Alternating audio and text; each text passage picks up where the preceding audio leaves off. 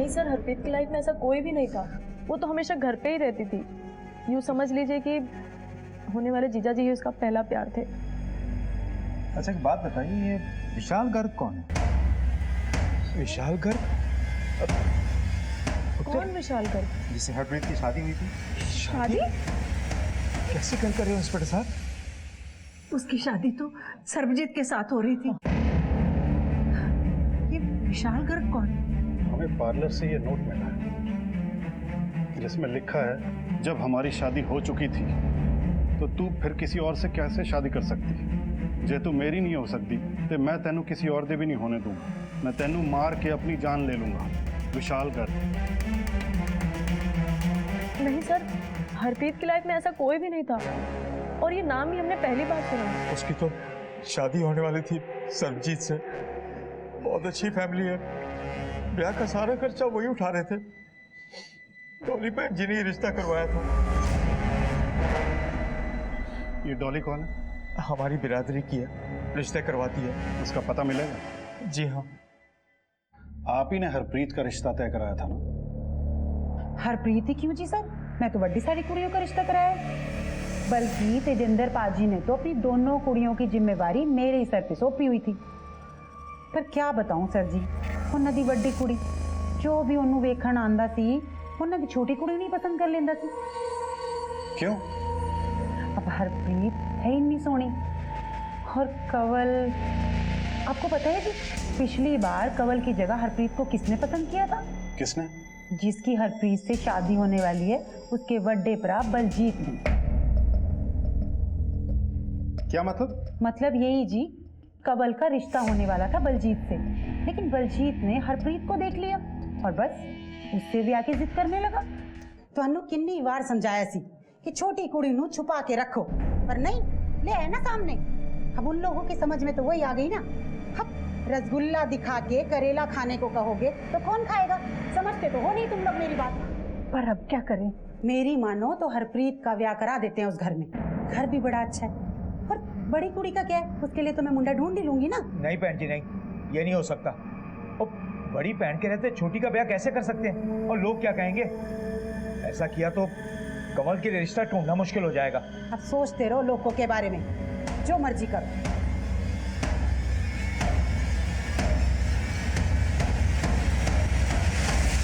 तो फिर सरबजीत की शादी का रिश्ता हरप्रीत के लिए कैसे आ गया? वो तो जी मेरे को उसके प्यो का फोन आया था, बोला कि मेरे मुंडे के लिए कोई कुड़ी ढूंढ लो, तो बस मुझे हरप्रीत की याद आ गई। तो बलजीत, सरबजीत का बड़ा भाई, उसको या उसके परिवार को कोई ऑब्जेक्शन नहीं था? ना जी ना, भला ऑब्जेक्शन क्यों होगा जी? अब कंवल की शादी हो चुकी थी कहीं और बलजीत का भी ब्याह हो गया था किधर और, तो क्यों ऑब्जेक्शन होता जी? सबकी रजामंदी से ही रिश्ता हुआ था और बलजीत खुद शादी की तैयारियां कर रहा था। बलजीत अगर शादीशुदा है तो उसकी बीवी कहाँ है? अब क्या बताऊं जी, इतने सारे ब्याह कराए हैं मैंने, बस एक ये ब्याह नहीं टिक पाया। क्यों? कुड़ी थोड़ी नक चढ़ी थी जी, निभ नहीं पाई दोनों की। ठीक है, आप जा सकती हैं। अगर दोबारा पूछताछ करनी होगी तो आपको बुलाएंगे। जी। आसपास के इलाके में पता करो कि विशाल गर्ग की सुसाइड की कोई खबर आई है।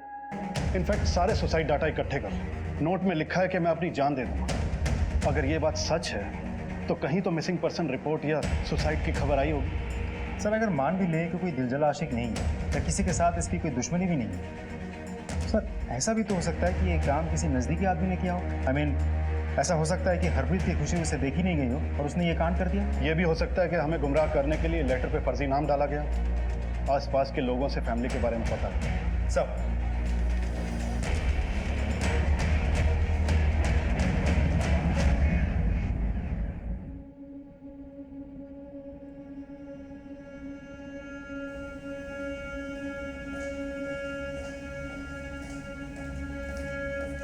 कंवल दीदी ने तुम्हारे नाल ये लेटर भेजा है। अरे छोड़ अपनी दीदी को, मुझे तो तुझसे दोस्ती करनी है, इसलिए कंवल को अपना रास्ता बनाया। मुझे उसमें कोई इंटरेस्ट नहीं है।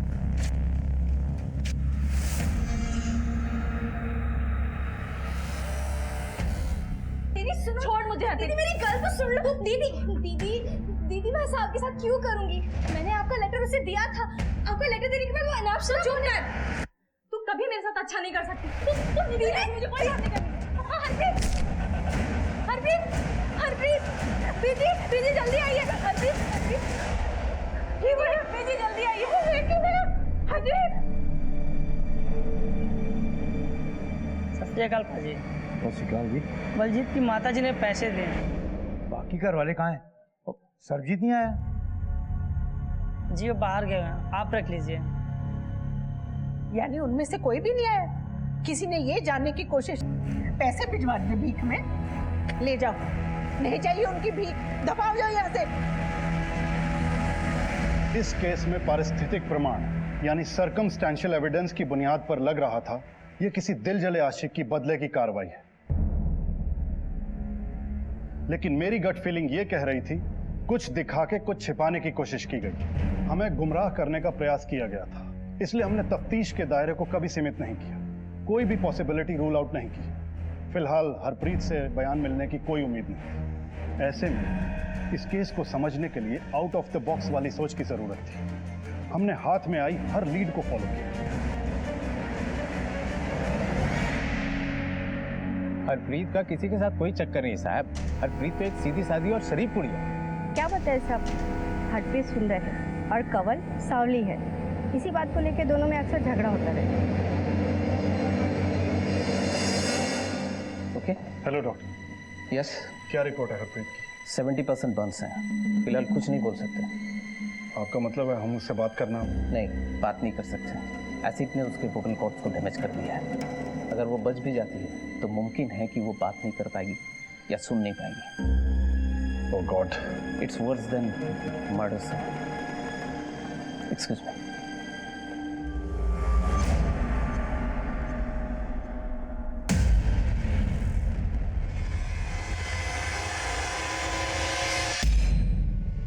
हम ये जानना चाहते हैं कि हाल फिलहाल में कोई हरप्रीत के लिए रिश्ता आया था?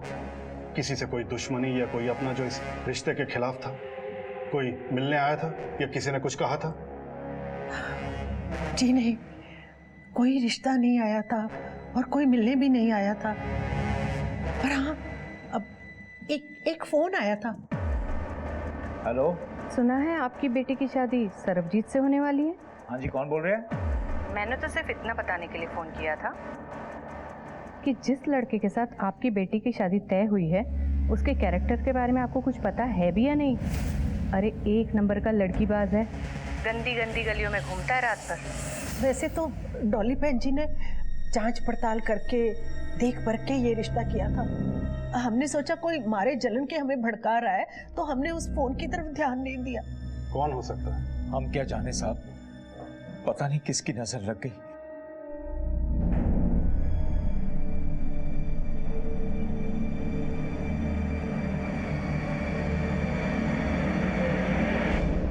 सर मुझे एक बात याद आई जो मैं बताना चाह रही हूँ आपको।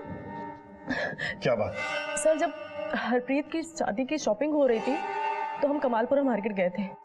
ये लो बहन जी, ये हो गई आपकी साड़ी और ये रहा आपका बिल। 2100 भैया, 2100 बहुत ज्यादा नहीं है? आपने कुछ डिस्काउंट भी नहीं दिया इस पे। डिस्काउंट कर दिया जी, इससे कम ना हो पाएगा। आपने फिक्स रेट लगाया है। इतने में ना हो पाएगा जी। अरे कैसे नहीं होगा डिस्काउंट? शादी वाली बात है, डिस्काउंट तो होना चाहिए। आप तो जानते हो जीएसटी बढ़ गया। अरे कर दीजिए, अगली बार हम यहीं आएंगे और आपका मुनाफा भी हो जाएगा। चलो कर दीजिए। ठीक है। चलो अब ये काम तो हो गया। अब एक काम करते हैं, यहाँ पे और भी अच्छी अच्छी दुकानें हैं, वहाँ चलते हैं और अच्छे अच्छे कपड़े भी मिलेंगे, वो भी डिस्काउंट के साथ। चले चलो। इसमें अजीब बात क्या है? कोई भी किसी की मदद कर सकता है। सर बात सिर्फ मदद की नहीं थी, वो हमारे पहचान की नहीं थी और वो सब कुछ कुरेद कुरेद कर पूछ रही थी कि शादी कहाँ है, कौन सा कैटरिंग किया है और किस पार्लर में दुल्हन सजने वाली है, सब कुछ। किसी भी अनजान इंसान को अपनी पर्सनल इंफॉर्मेशन दे दी, पर वो थी कौन? नहीं पता सर, उसको कभी देखा नहीं और बाद में भी कभी मुलाकात नहीं हुई। उसका नंबर लिया था? नहीं सर। उसका चेहरा याद है? बहुत अच्छे से सर। कुलदीप सर, अपने स्केच आर्टिस्ट को बुलवाओ और उस औरत का स्केच बनवाओ और सभी पुलिस स्टेशन में सर्कुलेट करवाओ। सर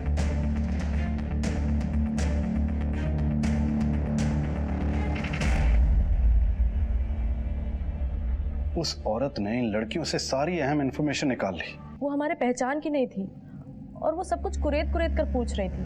हमें किसी भी सिरे को नहीं छोड़ना है। देखो, अगर उस दुकानदार से कुछ पता चलता है तो एक लड़की को शादी के दिन टारगेट किया जाता है। अर्पिता! जी आप कौन? मतलब बिल्कुल साफ है कि कोई तो है जिसे ये रिश्ता कबूल नहीं है। लेकिन सर देखा जाए तो कोई आशिकी का एंगल भी तो सामने नहीं आया। हो सकता है किसी ने आशिकी के एंगल में अपने काम को अंजाम दिया। हमें हर इंसान को टटोलना होगा, हर पहलू को परखना होगा। हरप्रीत की शादी जिस घर में होने जा रही थी उन्हें भी टटोलना होगा। सर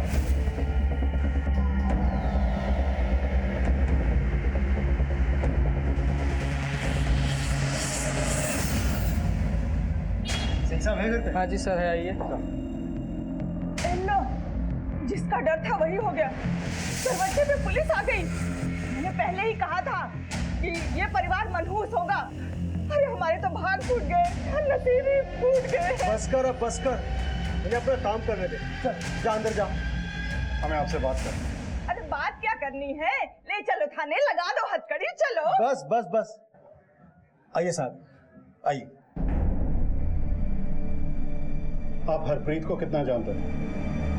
सर शादी की सारी तैयारियां मैंने की थी तो अच्छे से जानता था, पर अब लगता है कि उसका वाकई किसी के साथ चक्कर था कोई।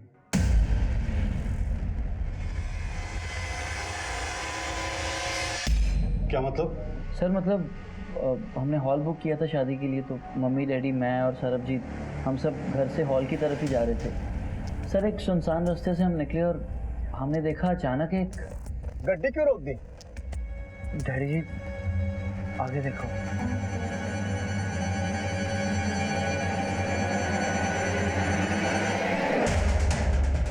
वो चल यार, तो जा यार गड्डी।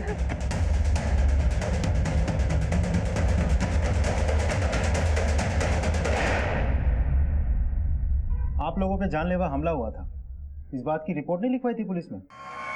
नहीं सर, मुझे लगा कोई गुंडे मवाली हैं तो गाड़ी देखी कि शादी के लिए जा रही है तो रोक लिया शायद। अब इतनी सी बात के लिए पुलिस में रिपोर्ट। वीरे, ये सब? ये कौन? सर ये मेरा छोटा भाई सरबजीत, इसी की शादी होने वाली थी। आप हरप्रीत को कितना जानते थे? जी मेरे होने वाली वाइफ थी। वो तो हम सब भी जानते हैं, और उसके बारे में क्या जानते थे? मैं समझा नहीं, आप जानना क्या चाहते हैं? प्यार करते थे उससे? जी 4-5 बार मिले थे, तो इतने में प्यार तो नहीं हो सकता। तो फिर किससे प्यार करते थे? मालिनी से? जी हमने तुम्हारा सारा पास्ट प्रेजेंट खंगाला है। तुम्हारा मालिनी के साथ अफेयर है, ये हमें पता है। मालिनी से तुम अब भी प्यार करते हो ना? जी मैं, आप कहना क्या? तो फिर हरप्रीत से शादी करने के लिए हाँ क्यों की? बाबूजी और बलजीत पाजी के दबाव में आ गए। इनको मालनी अच्छी नहीं लगती थी तो। और मालिनी के बारे में तुम्हें क्या लगता है? जी वो अच्छी है। लेकिन उसके और आपके बीच में हरप्रीत थी ना, इसलिए उसने या तुमने हरप्रीत को मरवाने की कोशिश की और उस पर एसिड फेंकवा दिया। जी मैं भला ऐसा क्यों करूँगा, और मालिनी ऐसा कर ही नहीं सकती। बड़ा यकीन है उस पर? सर हमारा रिलेशन 2 साल से, मैं उसको अच्छे से जानता हूँ और वो ऐसा नहीं कर सकती। और अब हमारे बीच में कुछ रहा ही नहीं तो वो क्यों करेगी? आप खामखा गड़े मुर्दे उखाड़ रहे हैं इस तरह। प्यार किसी और से और शादी किसी और से। तुमने मालिनी को तो क्लीन चिट दे दी, अब देखना यह है कि उसकी तुम्हारे बारे में क्या राय है। उसका फोन नंबर? सर सरबजीत और मेरी फैमिली की हैसियत में बहुत फ़र्क है। हम दोनों को ही पता था कि वो मुझे कभी एक्सेप्ट नहीं करेंगे, इसलिए मैंने खुद ही अपना रास्ता बदल दिया। अब ना तो मुझे सरबजीत में इंटरेस्ट है, ना ही उससे कोई लेना देना है। ठीक है, लेकिन शहर छोड़ के मत जाना। अगर दोबारा पूछताछ के लिए बुलाएंगे तो आना होगा। Okay sir. जा सकते हैं। देखिए पानी सर से ऊपर चढ़ गया है, मुझे मेरे पैसे चाहिए। धमकी ना दे, समझा?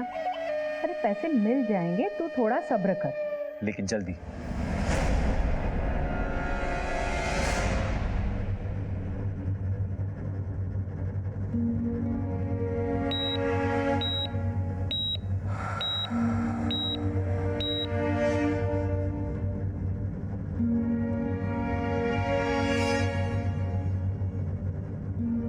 हरियर सब अरेंज कीजिए डॉक्टर साहब प्लीज।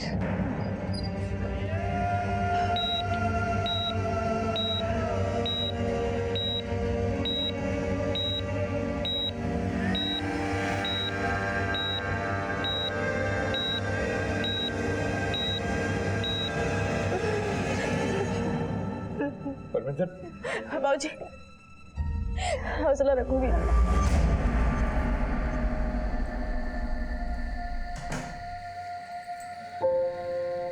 बीजी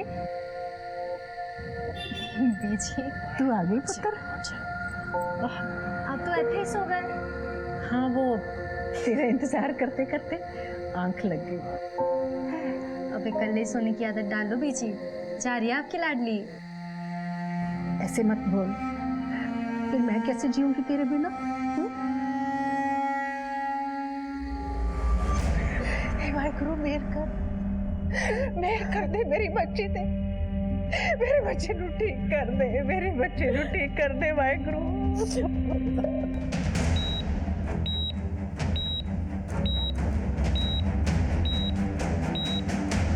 स्केच को दिखा के कई दुकानदारों से पूछताछ की, लेकिन सबने मना कर दिया। सबका कहना है कि दिन भर में इतने ग्राहक आते हैं, चेहरा किसको याद रहे। वहाँ कोई सीसीटीवी फुटेज है? नहीं सर, कोई कैमरा नहीं, कोई फुटेज नहीं। ये केस बहुत उलझता जा रहा है कुलदीप। हमारे हाथ में अब तक एक भी सिरा नहीं लगा है। हरप्रीत के साथ होने वाला एक घिनौना वाकया उसके मायके से जुड़ा है या ससुराल से, कुछ समझ में नहीं आ रहा। सर ये तो दोनों घरों को जोड़ने वाली डॉली बुआई बता सकती है। बुलाओ उसे थाने। चल साहब जी तुसी मैनू बार-बार ਇੱਥੇ बुला लेंदे हो। मैं आज तक कोई भी रिश्ता गलत नहीं करवाया है। अब मैं तो पहले बलजीत और कवल का ही रिश्ता करा रही थी, पर मैं की कर दी, वो हरप्रीत पीछे आ गई और सारा काम गड़बड़ हो गया। इतने बीच मेरी की गलती है जी? मैं तो उनकी भलाई के वास्ते उनका रिश्ता जोड़ रही थी ना।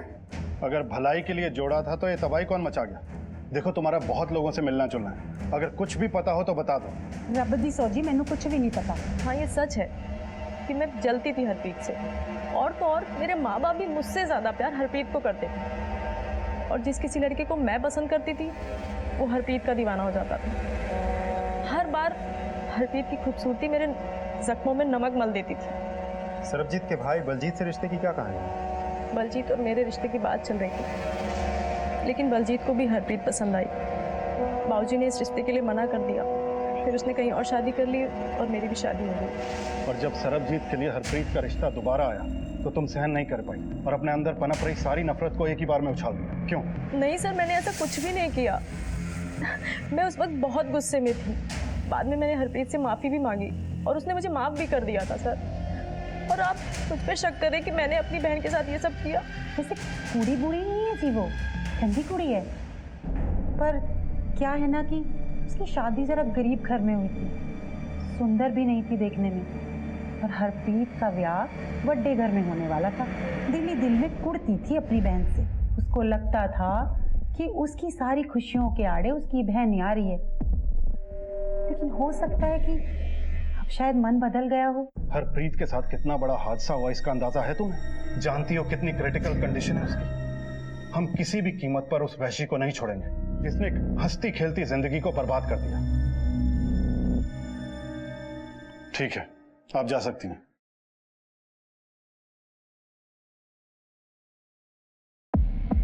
सर किसी का मोटिव ही समझ में नहीं आ रहा। लेकिन कुलदीप, मोटिव तो सरबजीत के पास भी और बलजीत के पास भी, लेकिन ये किया किसने है?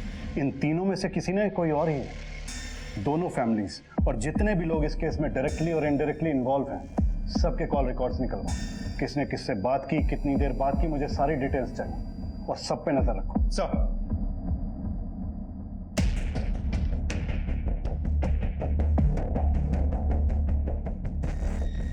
दोनों ही परिवारों की तकरीबन पूरी जानकारी हमें मिल चुकी थी, ऐसा हमारा मानना था। दोनों ही परिवारों के कुछ लोगों पे हमें शक था, लेकिन अभी तक हम उस पोजीशन पे नहीं पहुंचे थे कि किसी एक पे हमारा ध्यान केंद्रित हो। हमारी दूसरी टीम दिन रात एक करके उस वैन और संदिग्ध लोगों को ढूंढ रही थी। हमने आसपास के जिलों की पुलिस से भी मदद मांगी। तुम्हारे पैसे अब तुम्हें मिल चुके हैं ना, तो यहाँ से इतनी दूर चले जाओ कि तुम्हारी परछाई पुलिस को भी ना दिखाई दे। ठीक है सर, अभी बरनाला से एक सिल्वर वैन चोरी होने की खबर आई है। बरनाला से? सर ठीक है, वहां की पुलिस से कोऑर्डिनेट करो और देखो क्या इन्फॉर्मेशन मिलती है, और उन हिस्ट्री शीटर्स के बारे में भी पता करो। जी सर। सर, बलजीत और कंवल की कॉल रिकॉर्ड्स। अच्छा, तो आग पूरी तरह से बुझी नहीं है। मतलब ये कुलदीप, ये बलजीत और कंवल अभी भी आपस में बात करते हैं। शादी वाले दिन 4 बार बात हुई है इनकी आपस में। सब ठीक हो जाएगा बीजी। कहते हैं कि मंदिर, मस्जिद, गिरजाघर, गुरुद्वारों में इतनी तड़प कर दुआएं नहीं मांगी जाती जितने अस्पतालों में मांगी जाती है। फिर हमारी दुआएं रब क्यों नहीं सुन रहा?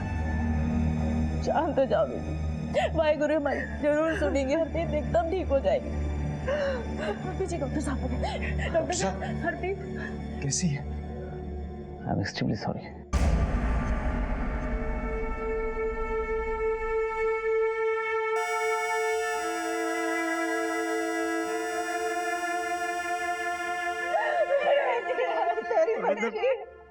मुझे मेरी बच्ची के बारे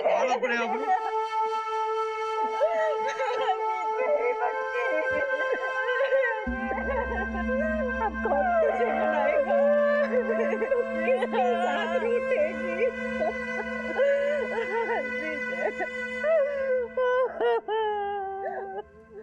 हरप्रीत मैनू माफ कर देना।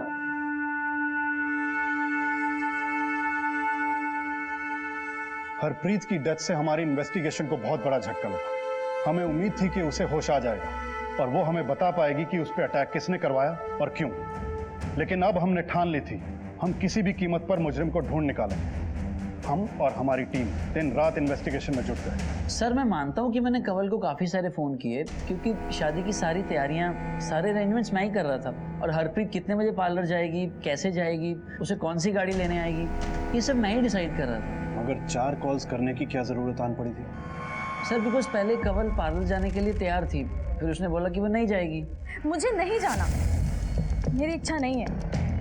ये सारी तैयारियां, रस्में, कपड़े, पार्लर, ये सब चीज़ मेरे लिए भी तो हो सकता था ना, लेकिन तुमने शादी से मना कर दिया। कंवल वो सब पुरानी बातें हैं, उन सबको क्यों दोहरा रही है? अभी मेरे भाई और तुम्हारी बहन की शादी हो रही है और वो हमेशा खुशी खुशी ज़िंदगी गुजारेंगे और मैं लोअर मिडिल क्लास। मैंने कह दिया मुझे नहीं जाना है। सर मैंने उसको समझाने की बहुत कोशिश की पर वो मानी ही नहीं। आप ही ने हरप्रीत के लिए गाड़ी भेजी थी ना? जी सर। कौन सी गाड़ी? Silver van? जी नहीं, वो सर आप मुझसे क्रिमिनल्स की तरह क्यों पूछताछ कर रहे हैं? क्रिमिनल शब्द का इस्तेमाल ना करें, कहीं आपके लिए इस शब्द का इस्तेमाल हमें ना करना पड़ता। सर, जिन हिस्ट्री शीटर्स की हमें तलाश थी उनमें से एक सुरजीत है। सुरजीत ने बरनाला से गाड़ी चुराई थी और कल उसे के हॉस्पिटल के पास देखा गया था। Good job Pratap. कहाँ है वो अब? सर करतारपुर के कच्ची बस्ती में। कुलदीप, दोनों को उठाओ। सर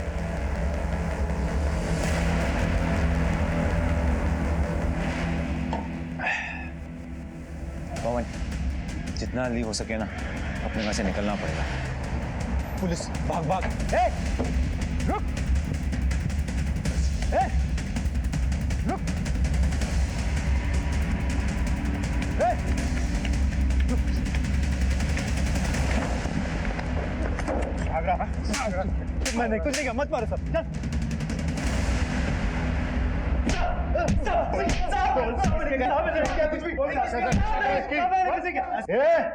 एक लड़की का कत्ल हुआ है, यह तो सीधे सीधे बता दे, वरना इतना मारूंगा ना, ना तो ठीक से बैठ पाएगा और ना ठीक से खड़ा हो पाएगा, समझा? सब बताता हूँ। मुझे फोन आया था, एक औरत थी साहब, उसने बोला एसिड फेंकने के लिए उस लड़की पे। किस नंबर से फोन आया था? किस नंबर से फोन आया था? उसका नंबर मेरे मोबाइल में है। कुलदीप सर, इससे नंबर लो और अपने डाटा में चेक करो सर, और अच्छे से सेवा करो इसकी। सर नहीं सर, ये नंबर तो बलजीत के नाम पे रजिस्टर्ड है। तेरे इस नंबर से हत्यारों को फोन किया गया था, अब सच बता दे क्यों फोन किया था?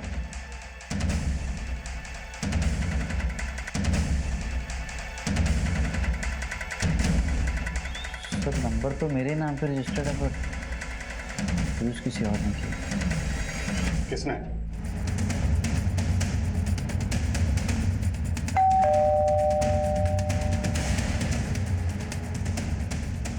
गुरमीत। जी बोलिए। कौन है पुत्र? बेबे पुलिस।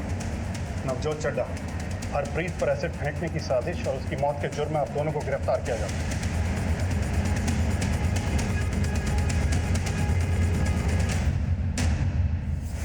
आप लोग सब कुछ बताना चाहते हो या हमें सच उगलवाना होगा?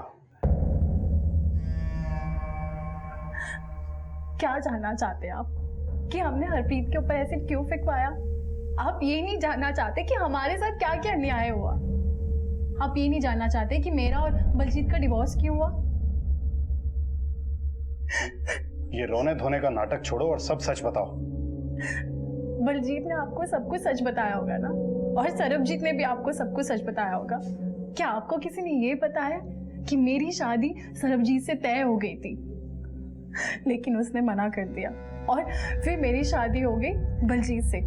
मैंने कोई एतराज नहीं किया क्योंकि वो दिखने में अच्छा था, अमीर फैमिली थी, लेकिन मुझे ये नहीं पता था कि वो बीमार है, नपुंसक है, और इसी वजह से मेरा अफेयर हो गया लक्की नाम के लड़के से, और मैं उसके बच्चे की माँ बन गई। और अपना ये पाप छुपाने के लिए मैं IVF के लिए गई, और मैंने बलजीत को झूठ बोला कि ये उसका बच्चा है, और उसने सच भी मान लिया इस बात को। फिर पता नहीं वो मेरे घर कैसे आ धमका। तुम्हें डिवोर्स चाहिए ना, भाड़ में जा, बच्चे को तो मैं लेके ही जाऊंगा। ये तुम्हारा बच्चा नहीं है। और वो IVF? वो सब झूठ था। जब हम IVF के लिए गए थे तब मैं ऑलरेडी प्रेग्नेंट थी, और वो बच्चा लक्की का था, तुम्हारा नहीं, समझे? पर तब मैं श्योर नहीं थी कि लक्की उसे एक्सेप्ट करेगा या नहीं। पर अब लक्की तैयार हो गया, तो मुझे तुम्हारी कोई जरूरत नहीं। निकल जाओ यहाँ से।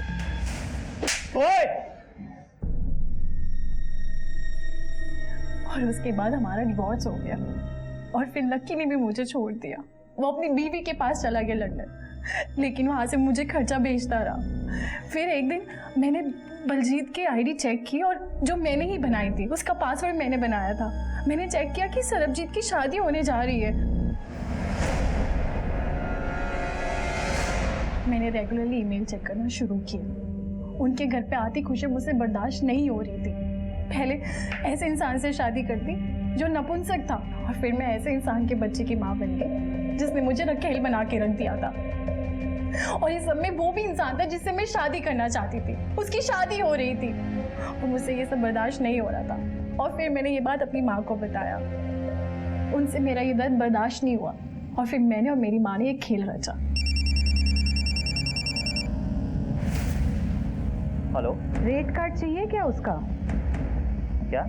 जिसके साथ तूने अपने रिश्ते के लिए हाँ कहा है ना, उसी के रेट कार्ड की बात कर रही हूँ। 1 रात का, 2 रात का। तुम्हारा ईमेल चेक कर लो, सब पता चल जाएगा। सरबजीत जब शादी से पीछे नहीं हटा तो हरप्रीत के घर पे मैंने फोन किया। हेलो, सुना है आपकी बेटी की शादी सरबजीत से होने वाली है। हाँ जी, कौन बोल रहे हैं? वेल विशर ही समझे। मैंने तो सिर्फ इतना बताने के लिए फोन किया था कि जिस लड़के के साथ आपकी बेटी की शादी तय हुई है, उसके कैरेक्टर के बारे में आपको कुछ पता है भी या नहीं? अरे 1 नंबर का लड़कीबाज है, गंदी गंदी गलियों में घूमता है रात भर। उन्होंने सब नजरअंदाज किया। ट्रक से कुचलवाने की कोशिश की तो दूसरी उड़ गई और ये बच गई।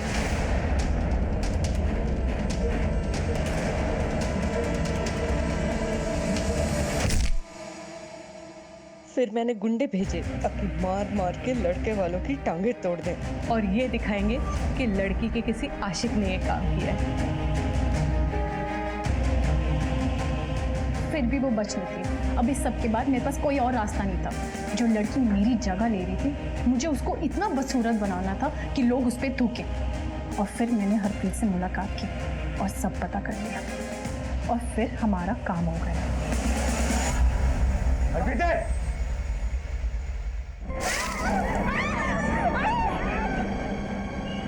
हेलो मैडम, आपका काम हो गया है। 3.5 पैसे। अरे हाँ हाँ, तेरे पैसे मिल जाएंगे। पहले पता तो लगने दे मेरा काम पूरा हुआ या नहीं। मेरे साथ जो नाइंसाफी हुई थी, मुझे उसका बदला लेना था, सो मैंने ले लिया। एक घटिया सोच के चक्रव्यूह में तुम लोग इतने स्वार्थी हो गए थे कि एक निर्दोष लड़की की हत्या कर दी। तुम्हारे इस जुर्म के लिए तो फांसी की सजा भी छोटी है।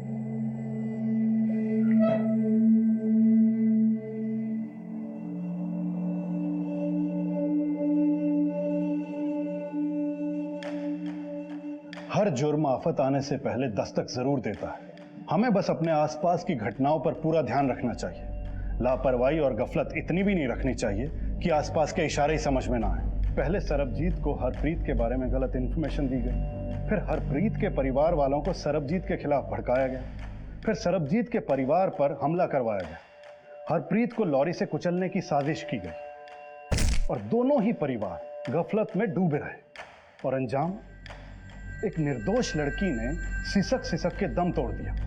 अपने ईमेल अकाउंट के एक्सेस को सरबजीत और बलजीत ने इग्नोर ना किया होता, कमल और हरप्रीत ने अनजान गुरमीत को अपनी सारी इंफॉर्मेशन ना दी होती, रिश्ता तोड़वाने वाले फोन कॉल्स को इग्नोर ना किया होता, पुलिस की मदद ली होती, तो ये जुर्म टल सकता था। आप सबसे गुजारिश है कि अगर कोई भी अजीब बात हो तो उसे इग्नोर ना करें, उसकी तह तक पहुंचने की कोशिश करें ताकि आने वाली आफत से बच सकें या वक्त रहते संभल सकें, क्योंकि दस्तक पर संभल जाने से बड़ा नुकसान टल सकता है। देखते रहिए क्राइम पेट्रोल दस्तक। मकसद बताना नहीं, बचाना है। जय हिंद।